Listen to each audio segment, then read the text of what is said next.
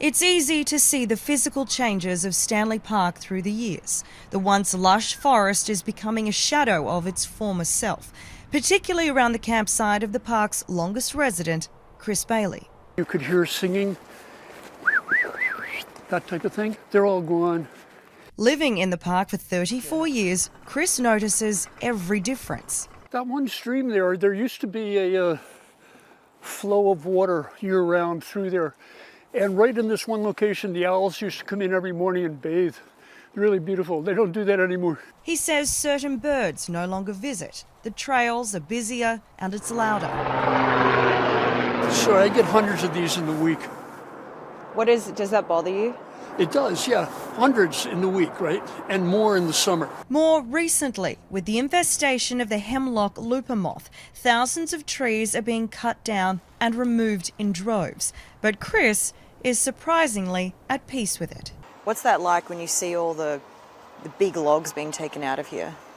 Life goes on.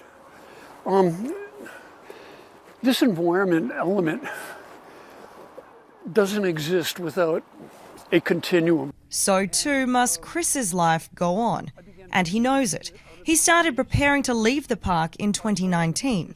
I did not wear, say, blue jeans for a couple of decades, and I only wore blue jeans as a token experience in re-interfacing with society a couple of years back and purchasing some jeans to see what it felt like. But the process of leaving stalled.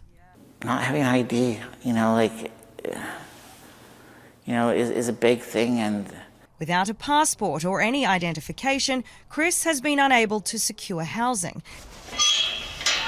And officers with the Vancouver Police Mounted Unit don't want to put him on the streets. I never wanted to go and forcibly remove someone who I know wasn't, had any criminality. Chris is like many people who have found themselves in the park. Going down to the downtown east side into a SRO is just not an option. When I first met him over 20 years ago, he was a younger man that was jumping around the logs and showing me different blades of grass within the forest. Now it's not so much. He's a little bit slower. It's remarkable that he's been out here this long. The question now is, where could Chris live after spending more than 30 years living in solitude in a forest? living the way he does, it's going to be very difficult for him to go into housing, where, he'll find it really claustrophobic. Even Chris isn't exactly sure what's next or how long the move-out process will take. He has an interest in becoming an artist in residence somewhere or living in shipping container housing, even going back to Montreal. But he does have one desire. If I can locate, ideally in a natural setting. He wants to stay connected to nature. The VPD say they're in the process of getting him to this next stage. We're going to be getting him his passport and making sure he's got all his ID so that as he transitions into housing, which I think he's ready for. This post is an element of carving. The man Chris is today is vastly different from the person who started on this journey in 1990, a former bartender and corporate worker who made a conscious decision to change everything. I could call myself enlightened.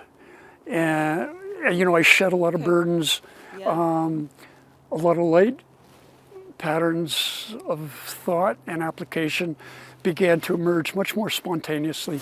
That's a maple. Those who've known and helped him along the way have been moved by his story and are as curious as anyone to see what happens next. I do know that I'll stay connected to Chris via email, text, I do. I look forward to seeing what his next chapter is going to be. In the universe, the only positive outlook, to put out is life goes on.